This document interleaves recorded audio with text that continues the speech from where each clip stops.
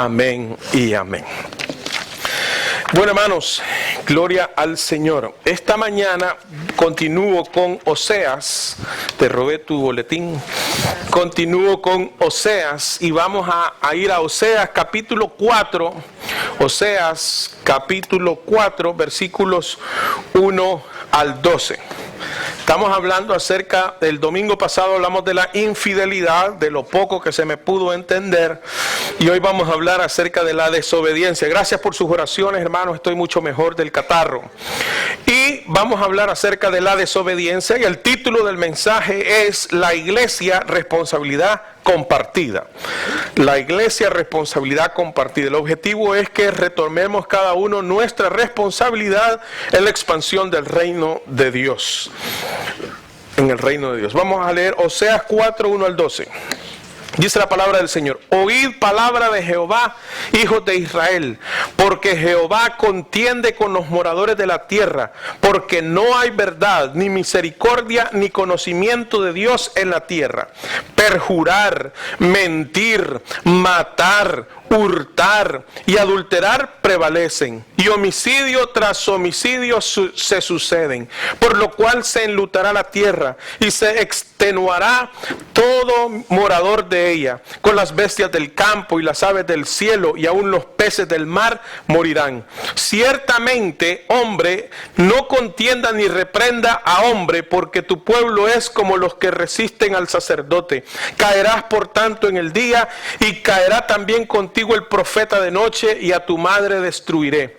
Mi pueblo fue destruido porque le faltó conocimiento.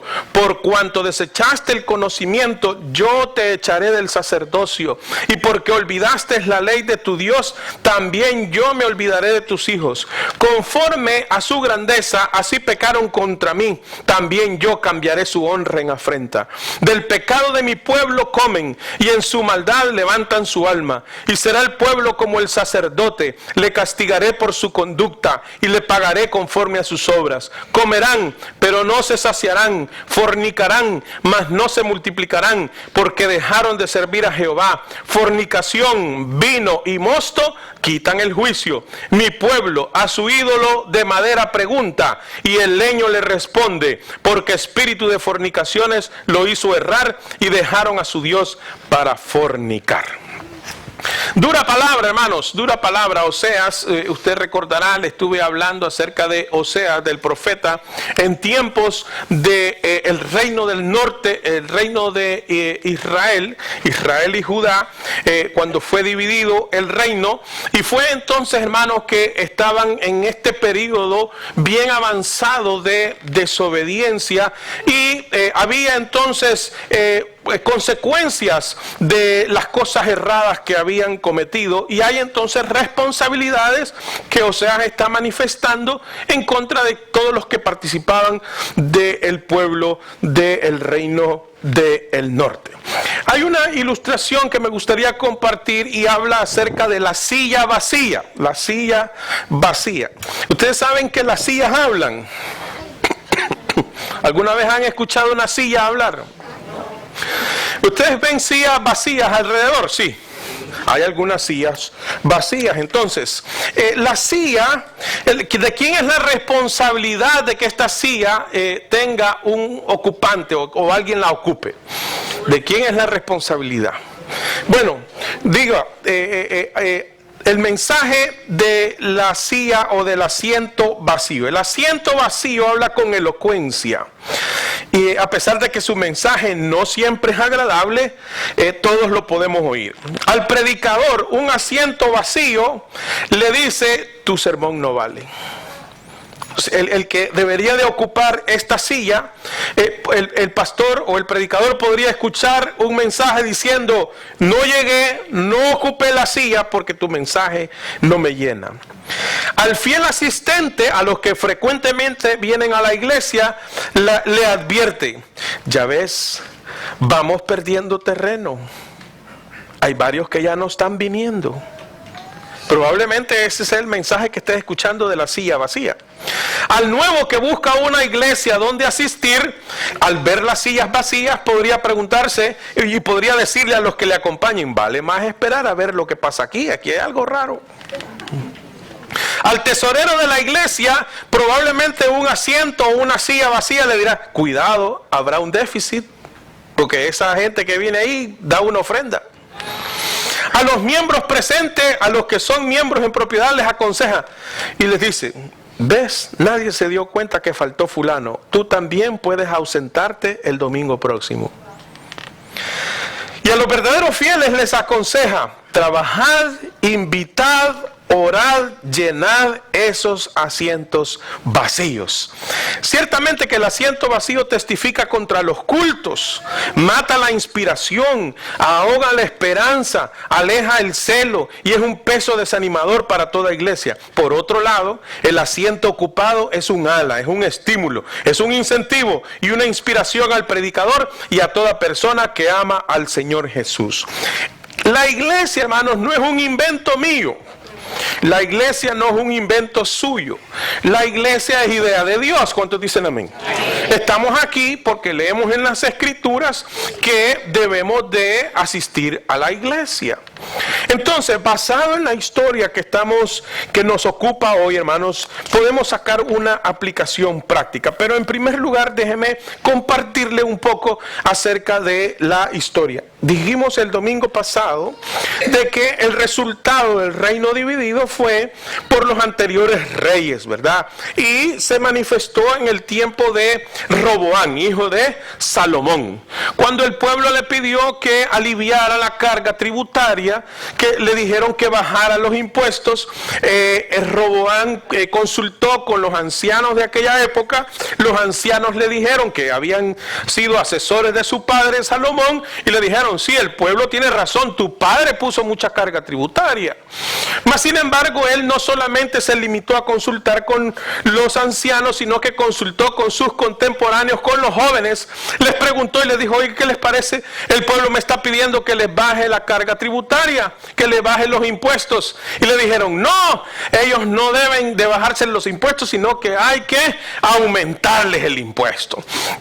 Y así fue entonces que Roboán tomó el consejo de sus asesores jóvenes y lo que hizo fue aumentar la carga y el pueblo se le vino encima y le dijo, ¿acaso nosotros tenemos deuda con David el padre? Y entonces ellos decidieron separarse. Hubo un proceso ahí donde Roboán quiso seguir a Jeroboam, que era el líder de los que se estaban yendo hacia el norte, y entonces el Señor le revela y le dice, no, déjalo porque esto yo lo he permitido. Así entonces se divide el pueblo y hay reino del norte y el reino del sur. Sin embargo, hermanos, en este proceso, cuando hay una división siempre hay pérdida. Dígale a su hermano de al lado, cuando hay división siempre hay pérdida. Cuando se divide un partido político, cuando se divide una familia, cuando se divide un equipo, una nación, una iglesia, siempre hay pérdida. Y vamos a ver que dentro de las tribus, porque acuérdese usted que las 12 tribus de Israel habían constituido el pueblo en la conquista después de que salieron de esclavitud de Egipto, fueron guiados por Moisés, pasaron 40 años en el desierto por no haber tenido fe y haber conquistado la tierra. Entonces, posteriormente Josué los guía y tienen la conquista de la tierra prometida, la tierra que fluye leche y miel. Y entonces pasan los jueces, luego vienen los reyes, porque pidieron reyes como los demás pueblos de alrededor. Y es entonces que ha pasado el tiempo, Salomón construye el templo que David le había prometido a Dios, y entonces el Señor se manifiesta en aquel templo como la aceptación de que en ese lugar Él se iba a manifestar. Sin embargo, años posteriores a eso sucede lo que le estoy contando hoy. Sucede entonces que la tribu de Judá, Benjamín y Leví se quedan en el reino del sur con Roboán y las otras tribus se van con Jeroboam. Y usted, le quiero llamar su atención dentro de las consecuencias de esa división al primer libro de Reyes, capítulo 12. El primer libro de Reyes capítulo 12. Vea, ante las circunstancias de esta división, algunas consecuencias. El primer libro de Reyes, capítulo 12, versículos 25 al 33. Primer libro de Reyes, capítulo 12, versículos 25 al 33. Dice, entonces reedificó Jeroboam a Siquem en el monte de Efraín y habitó en ella, y saliendo de allí reedificó a Penuel, y dijo Jeroboam en su corazón. Fíjese bien, ¿qué dijo Jeroboam? Ahora se volverá el reino a la casa de David, si este pueblo subiere a ofrecer sacrificios en la casa de Jehová en Jerusalén, porque el corazón de este pueblo se volverá a su señor Roboam, rey de Judá, y me matarán a mí, y se volverán a Roboam, rey de Judá. Y habiendo tenido consejo, o sea, habiendo reunido a sus asesores, hizo el rey 2 becerros de oro, y dijo al pueblo: bastante habéis subido a Jerusalén. He aquí tus dioses, oh Israel, los cuales te hicieron subir de la tierra de Egipto. ¿Eso era verdad o mentira? Mentira, no fueron esos dioses, fue el Señor Jehová. Y puso uno en Betel y el otro en Dan. Y esto fue causa de pecado, porque el pueblo iba a adorar delante de uno hasta Dan. Hizo también casas sobre los lugares altos. Acuérdense que en Jerusalén estaba el templo. Pero en este caso Jeroboam, porque no se le fueran de nuevo, hizo estos altares. Dice el versículo 31, hizo también casas sobre los lugares altos, e hizo sacerdotes de entre el pueblo que no eran de los hijos de ¿quién? Y la ley dice que tenían que ser hijos de Leví. Digo, así lo instituyó el Señor. Versículo 32. Entonces instituyó Jeroboam fiesta solemne en el mes octavo, a los 15 días del mes, conforme a la fiesta solemne que se celebraba en Judá, y sacrificó sobre un altar. Así hizo en Betel, ofreciendo sacrificios a los becerros que había hecho. Ordenó también en Betel sacerdotes para los lugares altos que él había fabricado. Sacrificó pues sobre el altar que él había hecho en Betel a los 15 días del mes octavo, el mes que él había, ¿qué? Inventado de su propio corazón, e hizo fiesta a los hijos de Israel y subió al altar para quemar incienso. Hermanos, el pueblo tenía que ir y sacrificar a Jerusalén. Los sacerdotes del Señor estaban en ese lugar, los que Dios había escogido, los hijos de Leví. Pero viene este hombre, con tal de que no se le vaya la gente, inventa y se juega a la religión. Se juega a la religión. Hermanos, debemos tener cuidado cuando nuestro corazón está dañado, herido, afectado, de que el resultado de nuestras decisiones traiga como consecuencia una desobediencia y caigamos en un invento. Porque Jeroboam lo que hizo fue inventar. Se inventó festividades, puso sacerdotes que no eran conforme al corazón del Señor. Entonces, a partir de esa división empezó una degeneración de la verdadera adoración al Señor en aquella época. A tal grado, hermano, que si usted va a Juan capítulo 4, versículos 19 al 23, usted se dará cuenta que esto trascendió. No solamente fue un momento, no solamente fue una calentura entre un rey y el otro, sino que trascendió, hubo consecuencias posteriores. Juan capítulo 4, versículo 19 al 23, hablándose acerca de Jesús y la mujer en el pozo. Versículo 19, le dijo la mujer: Señor, me parece que tú eres profeta. Nuestros padres adoraron en este monte. Acuérdense que esta mujer era samaritana, era del norte. Nuestros padres adoraron en este monte, y vosotros decís que en Jerusalén es el lugar donde se debe adorar. Jesús le dijo, ponga atención a lo que Jesús le dijo: mujer, créeme que la hora viene cuando ni en este monte ni en Jerusalén adoraréis al Padre. Vosotros adoráis lo que no sabéis. Nosotros adoramos lo que sabemos, porque la salvación viene de los judíos, mas la hora viene, y ahora es, cuando los verdaderos adoradores adorarán al Padre en espíritu y en verdad, porque también el Padre tales adoradores busca que le adoren. Así que, hermano, no se trataba del culto samaritano o del culto judío, se trata del corazón. Se trata del corazón. ¿Cómo está nuestro corazón para adorar al Señor? Hubo, por causa de intereses personales, de agendas personales, hubo un fraccionamiento en el pueblo de Dios en aquel entonces. Y por esa razón, Jeroboam y Roboam tuvieron diferente visión. Cuando hay una sola visión, hay unidad, hay univisión. No estoy anunciando el canal 23, ¿verdad? Hay univisión. Cuando hay más de una visión, hay división. Por lo tanto, hermanos, aquí hubo división. Hubo una división porque habían dos maneras de pensar. Y nosotros, hermanos, tratando de encontrar una practicidad en el texto de que estamos leyendo después de este conflicto que hubo en el pasado en el pueblo de Dios, hermanos, nosotros debemos de mantener univisión.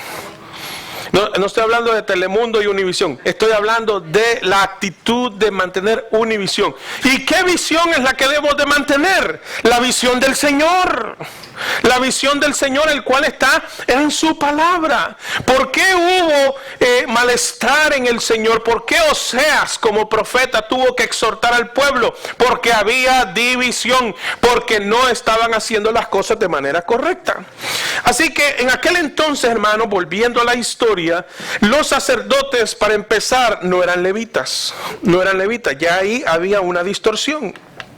Y abandonaron sus funciones primordiales. En el texto de Oseas capítulo 4, cuando estábamos leyendo, el Señor amonesta por medio del profeta a los sacerdotes. Y vemos entonces en Oseas 4, 6, 8, mi pueblo fue destruido. ¿Por qué causa? Dice el versículo 6. Porque le faltó ¿qué? Conocimiento. Y el conocimiento al que se refiere ese texto, hermanos, no es solamente de la historia, sino el conocimiento íntimo, la relación con Dios. Y la vida cristiana, hermanos, no solamente se trata en conocer los hechos, no solamente se trata de estar de acuerdo con los hechos, no solamente se trata de que estoy de acuerdo con los demás, sino en confiar en los hechos, en depositar mi confianza en el Señor. Si yo le pregunto a las personas que están allá afuera, por lo general me van a decir que ellos creen en Jesucristo. Y yo no tengo por qué dudar que creen en Jesucristo. La pregunta es, ¿han depositado su confianza en Jesucristo? Porque a veces se interpreta que creer en Jesucristo es pensar que sí existió Jesús, de que sí vino Jesús a la tierra. Si estamos en el 2014, la historia occidental habla de que este es el año después de Jesucristo. O sea que sí sabe de los hechos, pero es necesario confiar en los hechos. Y es el caso entonces que está diciendo Oseas, el profeta, mi pueblo fue destruido porque le faltó conocimiento, le faltó intimidad, conocer a Dios. ¿Cuántos de los que están aquí conocen a Barack Obama? ¿Quién es Barack Obama? El presidente. ¿Alguno de ustedes ha sentado a la mesa con él y ha comido con él? Yo creo que sí, aquí hay uno. Tú conoces a Barack Obama, ¿verdad? Sí. Le he dado la mano, ¿verdad? A Barack Obama, ¿verdad? Sí, lo he saludado. Aquí hay hombres importantes, no se crean. Yo nunca he estado con él, nunca lo he visto cara a cara. ¿Eso implica que yo conozco a Barack Obama? Yo sé quién es, pero no lo conozco. No como Manuel. Con Manuel hemos ido, nos hemos tomado un café. Yo sé de dónde viene Manuel. Yo sé que él es guantanamero. Yo sé que hay varias cosas de su vida que le conozco. Por respeto a Marta no lo voy a decir. Entonces, pero hermanos, eso es conocer. Y a veces nosotros sabemos de Dios, pero no conocemos a Dios. Y esa era la responsabilidad de los sacerdotes, que el pueblo conociera a Dios. Y habían dejado entonces sus funciones. Para empezar, no eran levitas, y a pesar de que no eran levitas, el Señor permitió que siguieran adelante, y estos hombres tuvieron dificultad en hacer el ministerio. Mi pueblo fue destruido porque le faltó conocimiento. Por cuanto desechaste el conocimiento, yo te echaré del sacerdocio, y porque olvidaste la ley de tu Dios, también yo me olvidaré de tus hijos. Conforme a su grandeza, así pecaron contra mí, también yo cambiaré su honra en afrenta. Del pecado de mi pueblo comen, y en su maldad levantan su alma. Entonces, hermano, una función principal del sacerdote en aquella época era ministrar la palabra.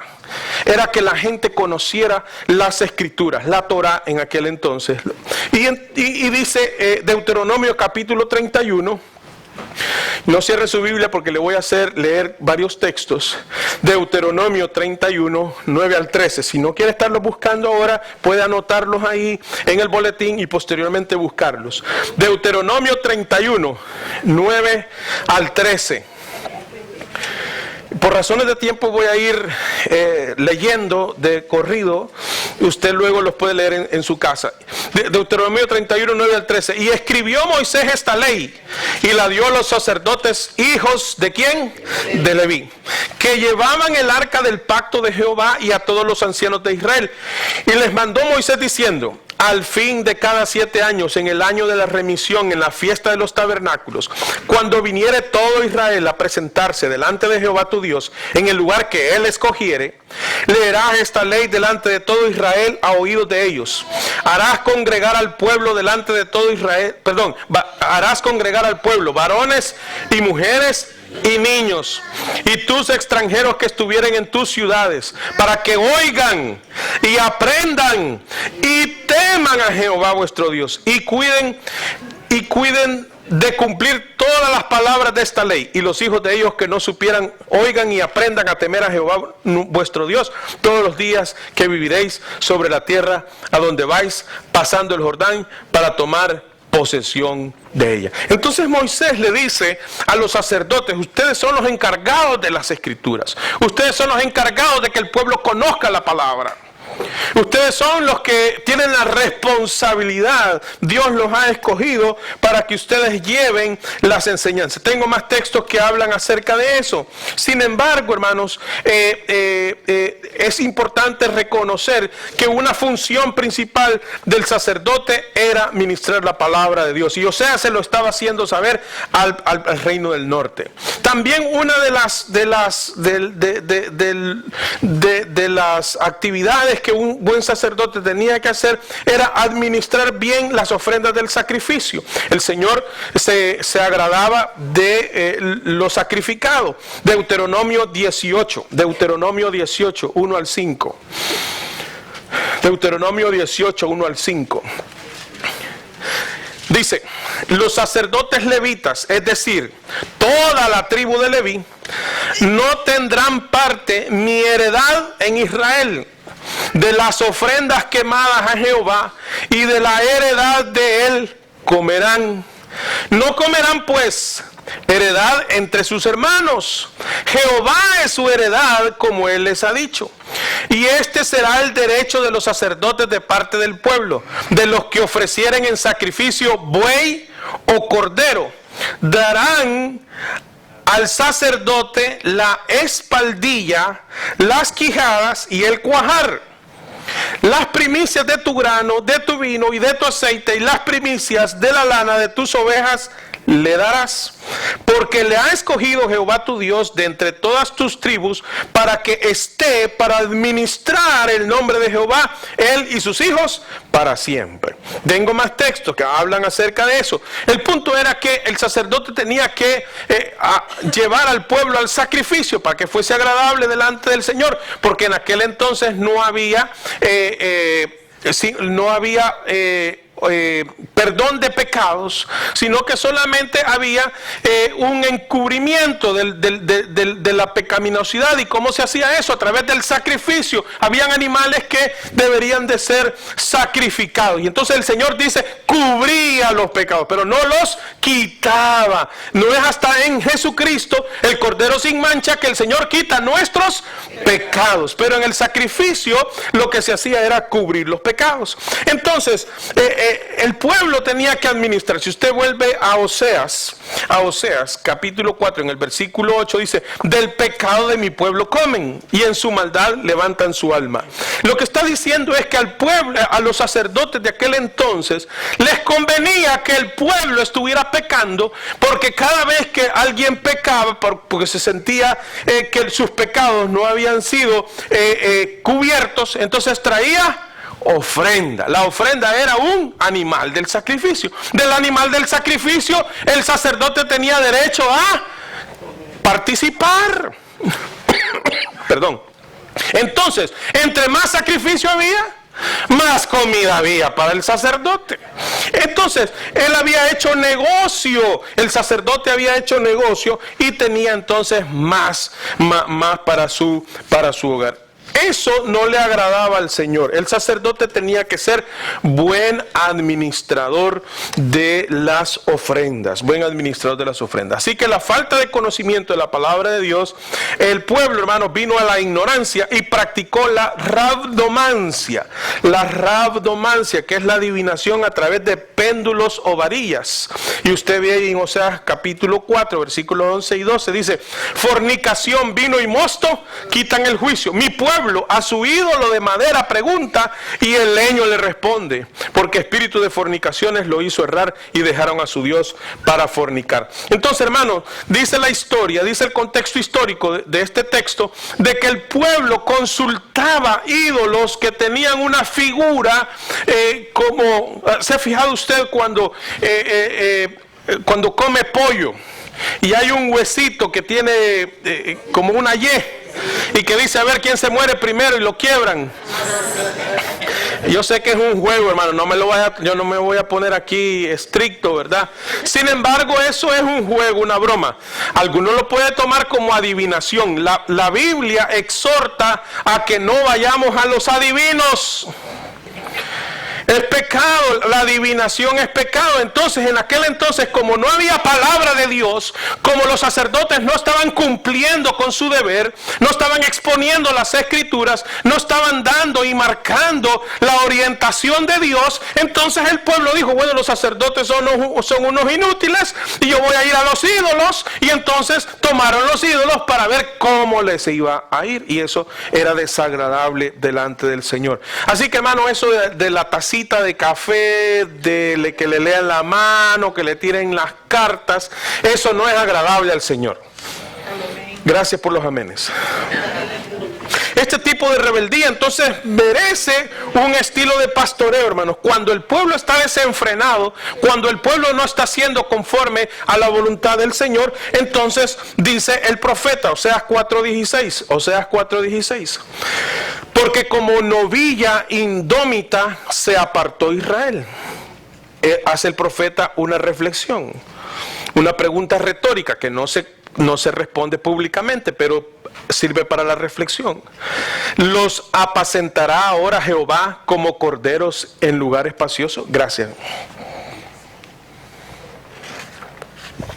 Dice el Señor, a este pueblo que se comporta como una novilla que no ha sido domada, indómita, o sea, que es rebelde, que es violenta, ¿se le va a poder dar libertad? No, la respuesta a esa pregunta es no, porque es una novilla indómita. Es un caballo loco saltando sin quien lo guíe. Macho sin dueño, dicen de donde yo vengo. Hace lo que le da la gana. Es un animal indómito, no domado. Entonces dice el Señor, ante esta rebeldía de este pueblo, yo lo voy a pastorear tranquilamente. No, tiene que venir un pastoreo más firme para que el pueblo pueda volverse al Señor. Y dice el versículo 9 del capítulo 4 de Oseas, y será el pueblo como el sacerdote.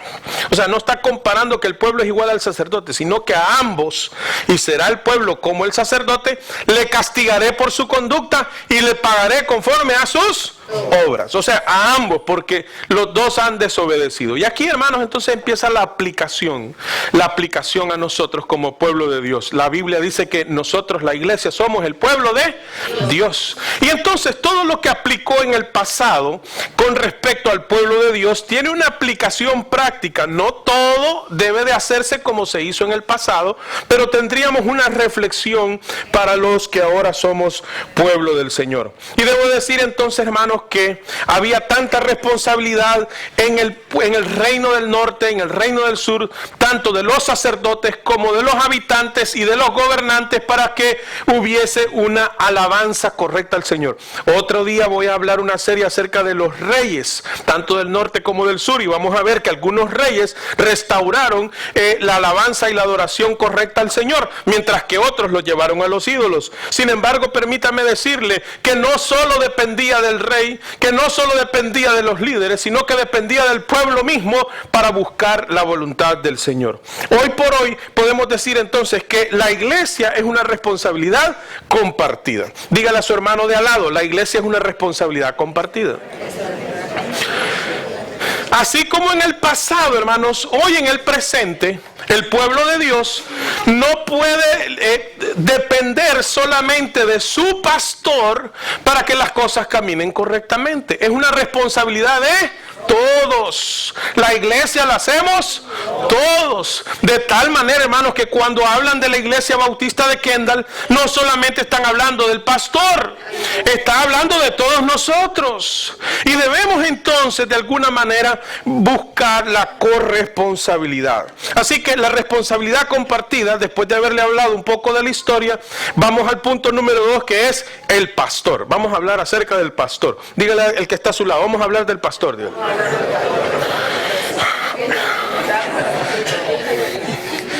Funciones principales del pastor. Para decir entonces, hermano, que este pueblo va a funcionar bien, hay una parte que corresponde al pastor. Yo no la estoy evadiendo, yo no la estoy ocultando. Hermano, yo tengo una responsabilidad y todos los pastores tenemos una responsabilidad, y el día que yo ya no sea pastor de esta iglesia, el que venga va a tener una responsabilidad. Entonces tenemos responsabilidades generales los pastores. Funciones principales del pastor.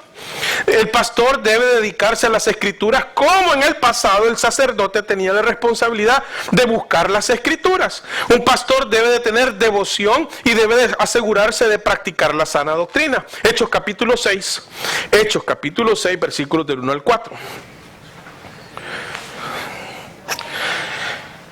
Que no vaya a pasar como Jeroboam, con tal de que no se le fueran los habitantes del reino del norte para el sur, empecemos a inventar. Mire, hermanos, una de las críticas de la iglesia evangélica moderna es que los pastores y los líderes nos hemos dedicado a entretener gente para que no se nos vayan. No, para que no se vayan no hay que hablarles del pecado, porque no hay que golpearlos. Los hermanos tienen que sentirse bien. Eso es, alguien lo ilustró de esta manera y me gustó mucho. Hay cristianos, al igual que enfermos, que les gusta ir al médico que les dice: usted no tiene nada. Tómese una pastillita y con eso se acabó. Hay gente que no le gusta ir al médico porque no, me van a decir que tengo cáncer, me van a decir que tengo una enfermedad terminal, y no les gusta ir al médico. Y si van al médico, les gusta ir a uno que no, si usted está bien, usted está perfecta, y usted sigue sintiendo los dolores. A lo mejor y sí está bien, y gloria a Dios por eso. Pero hermano, cuando un médico le dice a uno, hasta se siente dañado uno: usted lo que tiene es esto y el tratamiento es este. Uno se aflige, se preocupa. Sin embargo, está siendo honesto y está poniendo en práctica su trabajo. Igual a veces, hermanos, hay personas que les gusta ir a iglesias donde los traten cómodos. Un evangelio light. Usted venga cuando quiera. Hay más del diezmo online. Vaya a nuestro website y ahí ponga su depósito. No lea la Biblia.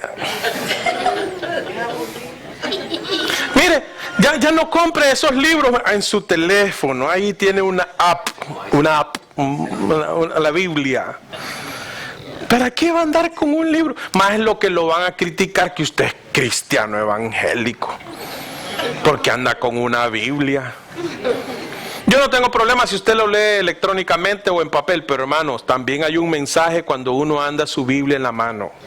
Hay un mensaje que dar, porque uno testifica: yo soy cristiano, yo ando una Biblia en mi mano. Y creo yo que ese mensaje sí es digno de darlo, hermanos.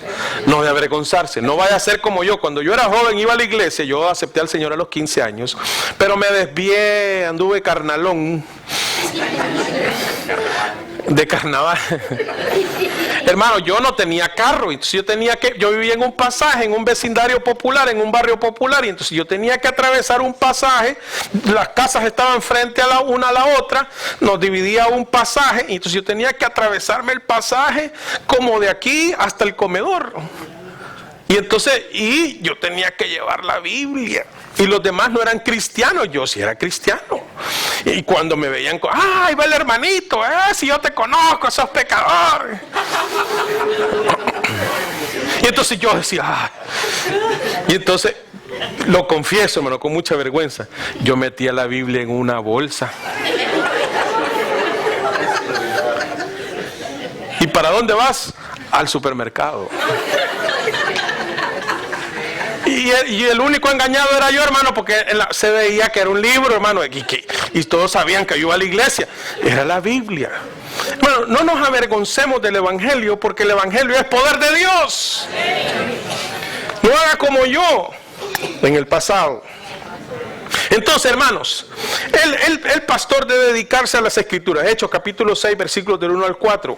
Dice: en aquellos días, como creciera el número de los discípulos, hubo ¿qué?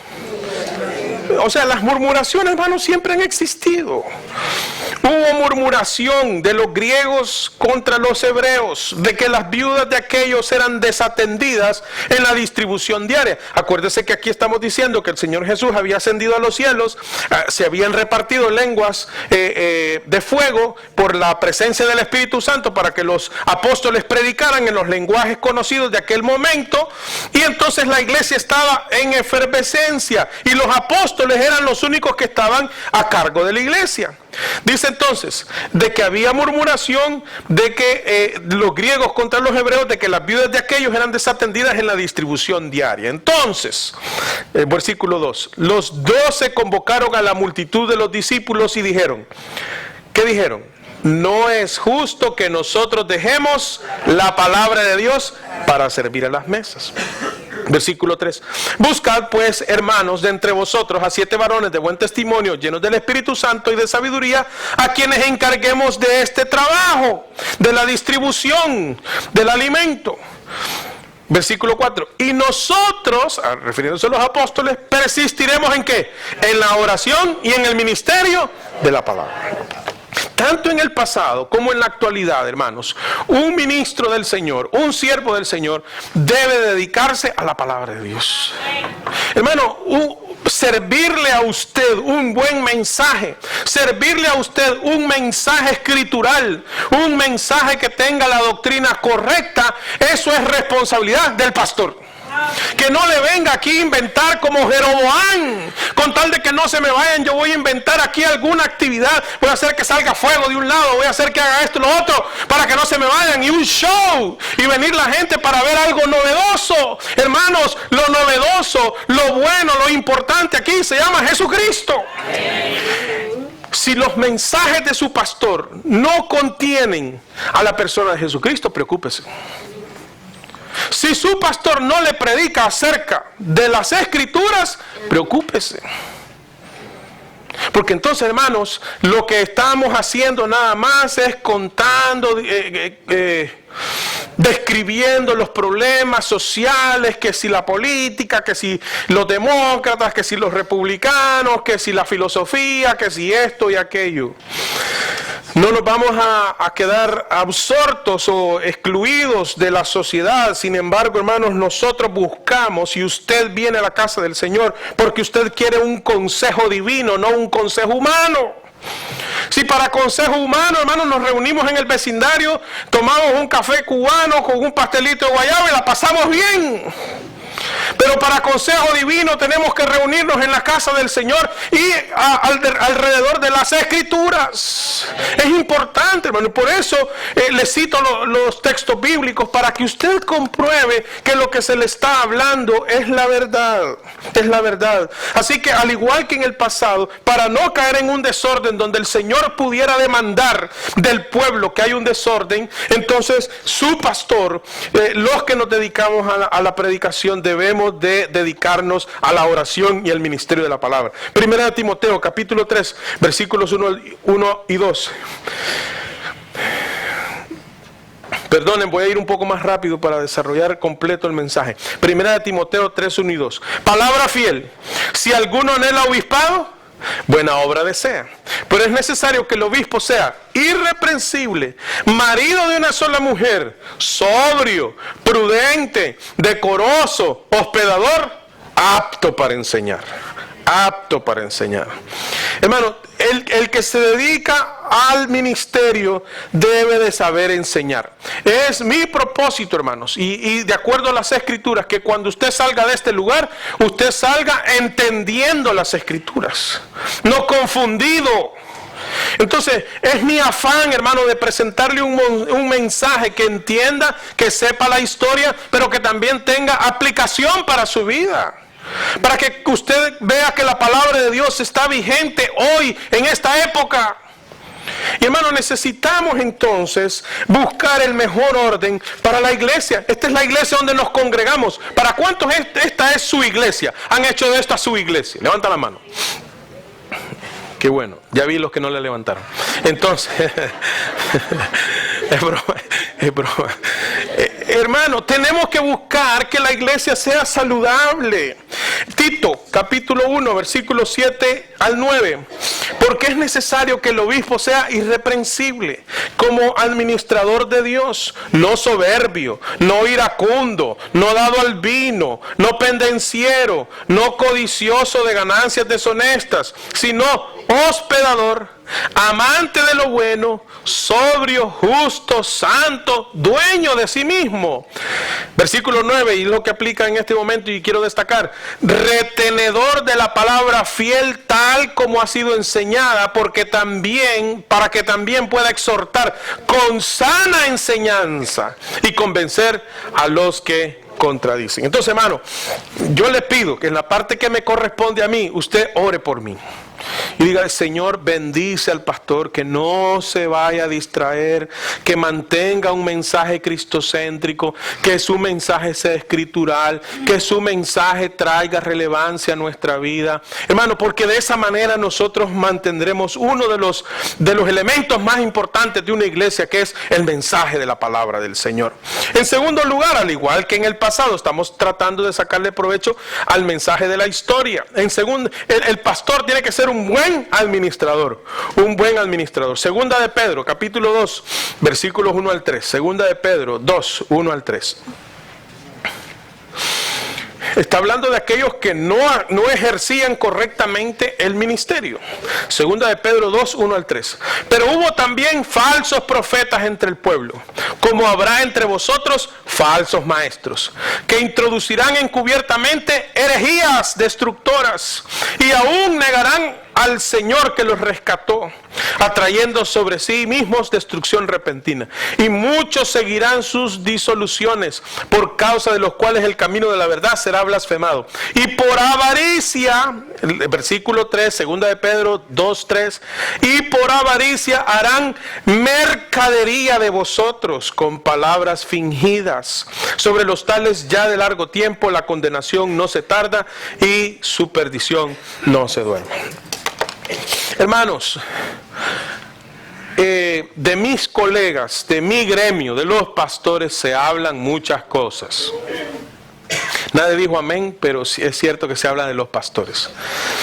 Cuando yo era joven, hermanos, el evangelio en El Salvador entró por el campesino, por el campo.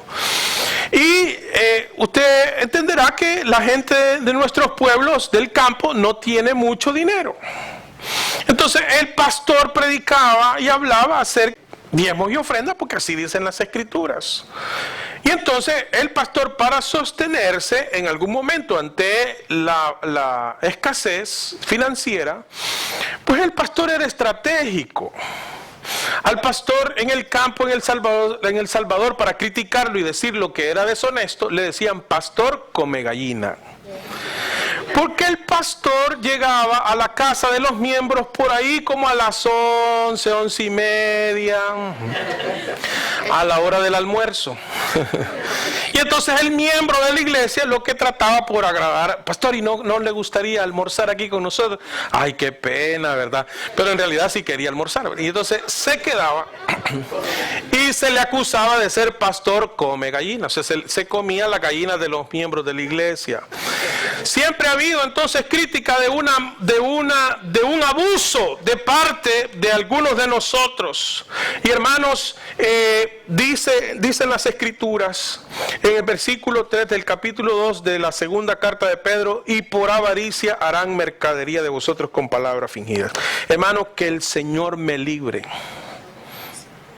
de hacer de ustedes mercancía. Que porque no se me vayan, porque están aportando para la iglesia y de ahí sale mi sueldo, yo no le predique la palabra del Señor. Que yo le endulce solamente el oído para que usted no escuche la exhortación del Señor por el temor de que no se vaya. Hermanos, yo le pido al Señor ser lo suficientemente valiente e imparcial de no estar ni a favor de usted ni a favor mío, sino a favor del reino de Dios, para predicarle la verdad. Amén. Eso no significa, hermanos, que yo estoy buscando faltarle el respeto a usted, no. Pero tengo que ser honesto con las escrituras y tengo que decir, llamar al pecado, pecado. No estar entonces diciendo que no se preocupe, si a usted le gustan los hombres, como diácono no va a haber ningún problema. Si a usted le gusta quedarse con las cosas ajenas, nadie se va a dar cuenta. Cuidado con esas cosas. Tengo más texto, pero bueno. Responsabilidad compartida. Ya casi termino, hermanos. Ahora la parte de la congregación. Para ser un pueblo sano, la congregación también tiene alguna participación. Primera de Corintios, capítulo 11, versículos 17 al 19. Tenemos que, para mantener un pueblo sano en esta iglesia, el pastor tiene que cumplir su rol. El pastor tiene que cumplir su rol. Y no lo estoy tratando de evadir, muy por lo contrario. Estoy buscando nuevas maneras para servirle mejor. No lo sé todo, estoy aprendiendo. En el capítulo 11 de la primera carta a los Corintios, versículos 17 al 19, Pablo exhorta al pueblo y le dice: pero al anunciaros esto que sigue, no os alabo, porque no os congregáis, ¿para qué? Sino, ¿para qué? Pues en primer lugar, cuando os reunís como iglesia, oigo que hay entre vosotros divisiones. Y en parte lo creo. Porque es preciso que entre vosotros haya disensiones para que se hagan manifiestos entre vosotros los que son aprobados. Entonces Pablo está diciéndole al pueblo, a los corintios: escucho que ustedes no se están congregando para lo mejor, sino para lo peor. Hermanos, que nos congreguemos para lo mejor. Es cierto, hermanos, es agradable volvernos a ver. ¿Cuántos dicen amén? A mí me gusta volverlos a ver frecuentemente, no solamente los domingos, algunos los veo más frecuente que a otros. Pero hermanos, que cuando nos congreguemos no sea para causar divisiones, no sea para acusar, no sea para denigrar, no sea para hacer juicios sobre otros, sino que sea para edificarnos los unos a los otros. Hebreos capítulo 13, versículo 17, Hebreos 13, 17. Dice el autor a los hebreos: obedeced a vuestros pastores y sujetaos a ellos, porque ellos velan por vuestras almas, como quienes han de dar cuenta, para que lo hagan con alegría y no quejándose, porque esto no es provechoso. Entonces, hermano, el pueblo, la iglesia, debe de tener una sujeción a la autoridad. Hermanos, yo no me voy a imponer, pero juega un rol dentro de la iglesia, y ese rol es el de coordinar todos los esfuerzos que vayan en la consecución de personas que vengan al conocimiento de Jesucristo. Y la palabra de Dios habla acerca de sujetarse a la autoridad, y en este caso al pastor. Así que para tener un pueblo sano, hermanos, debemos de mantener una correlación de roles correctos. Por eso, cuando hablamos de la historia, dijo, este pueblo es como una novía indómita, como una vaquita que no se ha domado. ¿Cómo la voy a pastorear?, preguntaba el profeta en una pregunta retórica. ¿La voy a dejar libremente? No, a eso, los que son indómitos hay que limitarlos para que aprendan. Entonces, hermanos, nosotros también debemos de tener una relación pastor-ovejas que sea la mejor para que no haya un pueblo enfermo. Y con esto termino. Y sí, responsabilidad compartida. Los motivos de desánimo en una iglesia. Los motivos de desánimo en una iglesia. Tercera carta de Juan, capítulo 1, versículos 9 al 10. Cuando existe un ambiente de propietarios. Tercera de Juan solo tiene un capítulo, hermanos. Tercera de Juan 1, 9 al 10. Dice: yo he escrito a la iglesia, está hablando Juan, yo he escrito a la iglesia, pero Diótrefes, ¿algún Diótrefes aquí? No. Al cual le gusta tener el primer lugar entre ellos, no nos recibe. Por esta causa, si yo fuere, recordaré las obras que hace parloteando con palabras malignas contra nosotros. Y no contento con estas cosas, no recibe a los hermanos. Y a los que quieren recibirlos, se lo prohíbe y los expulsa de la iglesia. Hermano, un ambiente desagradable en la iglesia es cuando hay alguien que se cree el dueño de la iglesia. ¿Quién es el dueño de la iglesia? Dios. El Señor. Así que si el pastor actúa como que fuera el dueño, eso desanima al pueblo. Y cuando hay miembros de la iglesia que se creen los dueños de la iglesia, también desaniman a la iglesia. Por lo tanto, hermanos, no es correcto que ninguno de nosotros se crea el dueño de la iglesia. El dueño de esta iglesia es Jesucristo. Y debemos de luchar para que ese ambiente se mantenga y no caer en la tentación de que nosotros queremos imponer cómo se deben de hacer las cosas. Lo que debe de prevalecer es la palabra de Dios. Es el orden en que Dios ha dicho que se deben de hacer las cosas. Por lo tanto, hermanos, debemos de practicar la interdependencia, donde yo someto a ustedes los proyectos, ustedes los aprueban o los desaprueban, donde usted tiene una idea y la trae al pastor y la coordinamos, la discutimos. Porque entonces, hermano, habrá unidad y no habrá división. Otra cosa que puede desanimar a la iglesia es un liderazgo vertical, o sea, un liderazgo que no es negociable, no es donde no se puede hablar, donde no se puede, es un liderazgo radical. Primera de Pedro, capítulo 5, versículos 2 y 3. Primera de Pedro 5, 2 y 3. Dice: apacentad la grey de Dios que está entre vosotros, cuidando de ella, no por fuerza, sino voluntariamente, no por ganancia deshonesta, sino con ánimo pronto, no como teniendo señorío sobre los que están a vuestro cuidado, sino siendo ejemplo de la grey. Entonces, hermano, cuando el liderazgo, cuando el pastor o los líderes están queriendo que los miembros hagan lo que ellos dicen porque lo dijo fulano, ahí hay dificultades. Porque, hermanos, en mi trabajo ministerial creo que esto es resultado de lo que el Espíritu Santo está haciendo en sus vidas. Ustedes son deudores a Cristo. ¿Cuántos dicen amén? Y por amor a Cristo usted le sirve al Señor. No por amor a mí. Yo no digo que ustedes me odien.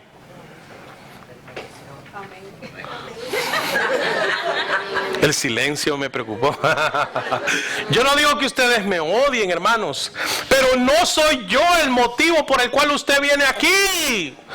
El motivo por el cual usted viene aquí se llama Jesucristo, se llama Espíritu Santo, se llama Jehová, el Padre de los cielos. Pero podemos confundirnos y creer que el motivo por el cual venimos a este lugar o es el pastor o es alguna otra persona. Y no es así, hermanos. Por lo tanto, nadie debe de imponer nada a nadie. Esto se hace en libertad. Se sirve al Señor en libertad. Y ya, reflexión. La iglesia no necesita un domador, sino un pastor. ¿Cuántos dicen amén? Amén. La iglesia no necesita fieras, necesita ovejas. ¿Cuántos dicen amén? Amén. La iglesia no necesita un dictador, sino un conciliador. La iglesia no necesita rebeldes, sino colaboradores. Oye, cuando baja el amén. Unámonos. Dígale a su hermano de al lado, unámonos y hagamos la obra del Señor. Hermanos, desunidos no lograremos mucho, pero unidos en la visión del Señor haremos grandes cosas. Amén. Vamos a orar. Padre, te damos gracias.